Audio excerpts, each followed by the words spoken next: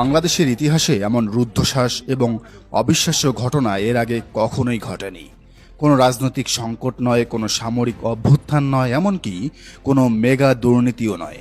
পুরো দেশের প্রশাসন, গোয়েন্দা সংস্থা থেকে শুরু করে খোদ স্বরাষ্ট্র মন্ত্রণালয়কে এক পায়ে দাঁড় করিয়ে দিয়েছে একটি মাত্র মহিষ। হ্যাঁ, ঠিকই শুনেছেন, নারায়ণগঞ্জের একটি খামার থেকে উঠে আসা এক বিরল প্রজাতির মহিষকে কেন্দ্র করে গত কয়েকদিন ধরে পর্দার আড়ালে যে ভয়ঙ্কর আন্তর্জাতিক স্নায়ুযুদ্ধ, নোংরা রাজনীতি এবং কূটনৈতিক থ্রিলার রচিত হয়েছে তা জানলে যে কোনো মানুষের মেরুদণ্ড দিয়ে ঠান্ডা স্রোত বয়ে যাবে। কোরবানির ঠিক আগ মুহূর্তে কেন লাখ টাকা দিয়ে কেনা একটি মহিষকে রাষ্ট্রযন্ত্র ব্যবহার করে ক্রেতার কাছ থেকে ছিনিয়ে নিয়ে থানা হেফাজতে রাখা হলো?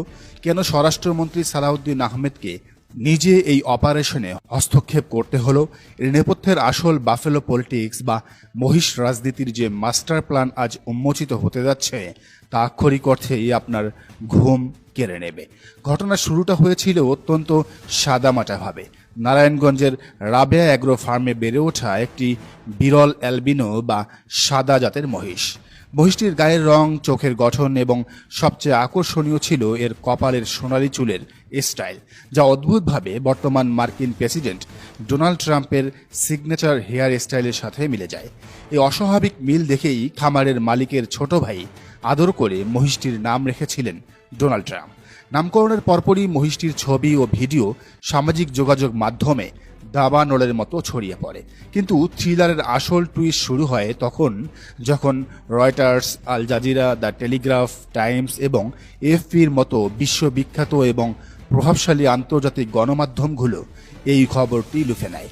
একটি দেশের সাধারণ খামারের মার্কিন প্রেসিডেন্টের নামের একটি মহিষ কোরবানির জন্য প্রস্তুত করা হচ্ছে। এই খবরটি মুহূর্তের মধ্যেই পশ্চিমা বিশ্বের বাঘা বাঘা নিউজ চ্যানেলের শিরোনামে পরিণত হয়। রাজধানীর জিঞ্জিরা এলাকার সামির নামের এক ক্রেতা যখন প্রতি কেজি 550 টাকা দরে মহিষটিকে কোরবানির জন্য কিনে নেন এবং রাজকীয় সংবর্ধনা দিয়ে নিজ এলাকায় নিয়ে যান, তখন সবাই ভেবেছিল গল্পের এখানেই শেষ। কিন্তু না, গল্পের তো সবই শুরু। আন্তর্জাতিক মিডিয়ায় এই মহিষটিকে হঠাৎ করে এতটা হাইলাইট করার পেছনে কোনো সাধারণ সাংবাদিকতা ছিল না। এর পেছনে লুকিয়েছিল এক গভীর এবং ভয়ঙ্কর ভূরাজনৈতিক ব্লুপ্রিন্ট। বাংলাদেশের বর্তমান সরকার যখন মিয়ানমার বা বার্মা ইস্যু এবং পতিত আওয়ামী লীগের প্রত্যাবর্তনের চেষ্টার বিরুদ্ধে তো অবস্থান নিয়েছে, তখন ভারত এবং আমেরিকা উভয়ই ঢাকার এই স্বাধীন এবং মেরুদণ্ড সোজা করা কার্যক্রমে চরম অসন্তুষ্ট। ঠিক এই অস্বস্তিকর রাজনৈতিক পরিবেশের মধ্যেই ডোনাল্ড ট্রাম্প নামক এই মহিষটিকে ট্রাম্প কার্ড হিসেবে ব্যবহার করে বাংলাদেশের বিরুদ্ধে এক সর্বনাশা মিডিয়া মিসাইল প্রস্তুত করেছিল ভারতপন্থী কিছু নির্দিষ্ট গণমাধ্যম।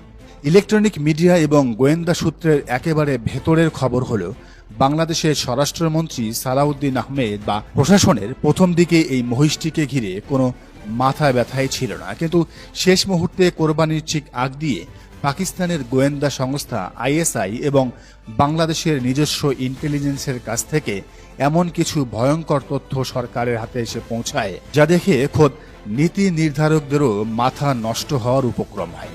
কলকাতার আনন্দবাজারের মতো প্রভাবশালী মিডিয়ার এক সাংবাদিক গত 7 দিন আগেই আভাস দিয়েছিলেন যে বিজেপি সরকার বাংলাদেশের বিএনপি নেতৃত্বাধীন সরকারের বিরুদ্ধে মোক্ষম চাল দিতে প্রস্তুত রয়েছে এই মহিষ ইস্যুতে। তাদের মূল লক্ষ্য ছিল বাংলাদেশ সরকারের প্রথম আনুষ্ঠানিক চীন সফরকে আন্তর্জাতিক অঙ্গনে, বিশেষ করে আমেরিকার কাছে চরমভাবে বিতর্কিত এবং প্রশ্নবিদ্ধ করা। গোয়েন্দা তথ্য অনুযায়ী ভারতের বিভিন্ন হাই প্রোফাইল সংবাদ মাধ্যম কোরবানির ঠিক পরের দিন প্রকাশের জন্য কিছু ভয়ঙ্কর এবং বানোয়াট রিপোর্টের টাইটেল বা শিরোনাম প্রস্তুত করে রেখেছিল। এর মধ্যে আজতক বাংলার প্রস্তুতকৃত রিপোর্ট ছিল, বাংলাদেশ কি মার্কিন প্রেসিডেন্ট ডোনাল্ড ট্রাম্পকে পরোক্ষ হুমকি দিতেই মহিষ জবাই করল? প্রথম কলকাতার শিরোনাম হতে যাচ্ছিল, Chinese president Xi Jinping Donald ট্রাম্পকে কোরবানি করা দেশের প্রধানমন্ত্রীকে আতিথেয়তা দিতে প্রস্তুত।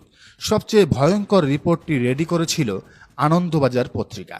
ডোনাল্ড ট্রাম্পকে খালি হাতে ফিরিয়ে চাইনিজ প্রেসিডেন্ট বিশ্ববিখ্যাত মহিষের কোরবানিকারী দেশের প্রধানমন্ত্রীকে ব্যাপক সংবর্ধনা দিতে প্রস্তুত হচ্ছেন। পরোক্ষভাবে বাংলাদেশের প্রধানমন্ত্রীর প্রথম বিদেশ সফরকে স্মরণীয় করতে এবং চীনকে খুশি করতেই এই নামে মহিষ জবেহ করেছে ঢাকা, যা মার্কিন প্রেসিডেন্টের সম্মান ক্ষুণ্ণ করেছে বলে আমেরিকার কলকাতা দূতাবাসের একটি সূত্র জানিয়েছে।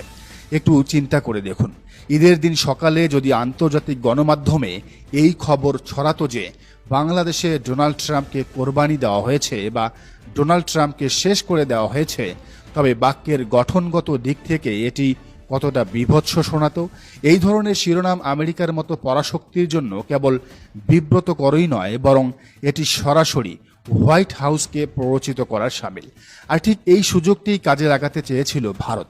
তারা চেয়েছিল এই বাফেলো পলিটিক্স বা মহিষের রাজনীতি ব্যবহার করে বাংলাদেশ এবং আমেরিকার মধ্যে এক চরম কূটনৈতিক সংকট তৈরি করতে এবং চীন সফরের ঠিক আগে বাংলাদেশ সরকারকে ব্ল্যাকমেইল করে কিছু ভূরাজনৈতিক দাবি আদায় করে নিতে। পরিস্থিতি আরও ঘোলাটে হয় তখন যখন ইরান এই মহিষটি নিয়ে আনুষ্ঠানিকভাবে মার্কিন প্রেসিডেন্টকে ট্রোল করে বসে।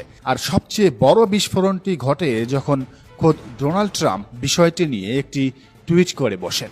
ট্রাম্পের মতো বিশ্বনেতা যখন নিজের নামাঙ্কিত একটি মহিষ নিয়ে সোশ্যাল মিডিয়ায় প্রতিক্রিয়া দেখান, তখন সেটি আর কোনোভাবেই সাধারণ বিষয় থাকে না। বিশ্লেষকদের ধারণা, মার্কিন দূতাবাস বা ট্রাম্পের দপ্তর থেকে সরাসরি বাংলাদেশের স্বরাষ্ট্র মন্ত্রণালয়ে ফোন করে এই বিষয়টি নিষ্পত্তির জন্য চাপ দেওয়া হয়েছিল। কেউ কেউ বলছেন ওপার থেকে এই ফোন কলকারী ছিলেন স্বয়ং ডোনাল্ড ট্রাম্প। যখন এই নোংরা পলিটিক্স এবং ভারতের ফ্যাব্রিকেটেড মিডিয়া মিসাইলের কথা বাংলাদেশ সরকারের গোয়েন্দারা জানতে পারেন, তখন আর এক মুহূর্ত দেরি করা হয়নি। স্বরাষ্ট্রমন্ত্রী সালাউদ্দিন আহমেদের সরাসরি নির্দেশে কোরবানির ঠিক আগ মুহূর্তে প্রশাসন গিয়ে মহিষটিকে সাময়িকভাবে কোরবানি না দেওয়ার কঠোর সিদ্ধান্ত জানায়। ক্রেতা সামিরকে তার সম্পূর্ণ টাকা সসম্মানে ফেরত দিয়ে পশুটিকে খামার কর্তৃপক্ষের মাধ্যমে সোজা কেরানীগঞ্জ মডেল থানায় নিয়ে যাওয়া হয় এবং এরপরে এটি জাতীয় চিড়িয়াখানায় নিয়ে যাওয়া হয়।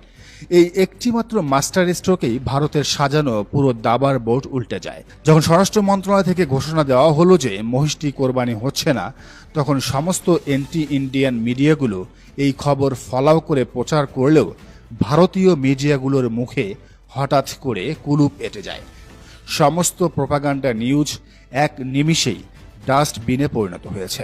রাষ্ট্র এবং দেশপ্রেমিক গোয়েন্দাদের এই তীক্ষ্ণ বুদ্ধির কারণে বাংলাদেশ এক ভয়ঙ্কর বাফেলো পলিটিক্সের শিকার হওয়া থেকে বেঁচে গেছে এবং রাষ্ট্রের গাদ্দারগুলোর ঈদের আনন্দ মাটিতে মিশে গেছে। তবে এই পুরো ঘটনার একটি বিপরীত এবং সেন্টিমেন্টাল দিকও রয়েছে, যা নিয়ে দেশের সাধারণ মানুষ প্রশ্ন তুলছেন। অনেকেই মনে করছেন একজন সাধারণ ক্রেতা নিজের হালাল উপার্জনের টাকা দিয়ে সম্পূর্ণ বৈধভাবে একটি পশু কিনেছিলেন। কোরবানির ঠিক আগ মুহূর্তে রাষ্ট্রযন্ত্র ব্যবহার করে সেই পশুটিকে ছিনিয়ে নেওয়া কি ক্রেতার ধর্মীয় অনুভূতি এবং ব্যক্তিগত অধিকারের উপর চরম হস্তক্ষেপ নয়? এর আগেও তো দেশে বারাক ওবামা, জর্জ বুশ বা ক্লিন্টনের নামে বহু গরু কোরবানি হয়েছে, তখন তো এত হাইলাইট হয়নি। একটি পশুর নামকরণের দায় কেন সাধারণ একজন ক্রেতাকে নিতে হবে? তবে বাস্তবতা হলো, যখন রাষ্ট্রের অস্তিত্ব এবং আন্তর্জাতিক ভাবমূর্তির প্রশ্ন আসে, তখন বৃহত্তর স্বার্থে কখনো কখনো ব্যক্তি অধিকারকে গৌণ করতে হয়। বর্তমানে আলোচিত এই ডোনাল্ড ট্রাম্প মহিষটিকে আর কোরবানি দেওয়া হচ্ছে না, সেটিকে চিরস্থায়ীভাবে সংরক্ষণের জন্য মিরপুর চিড়িয়াখানায় পাঠিয়ে দেওয়া হয়েছে, যেখানে দর্শনার্থীরা এক বিরল প্রজাতির অ্যালবিনো মহিষটিকে দেখতে পেরে বেশ আনন্দিত অনুভব করছেন।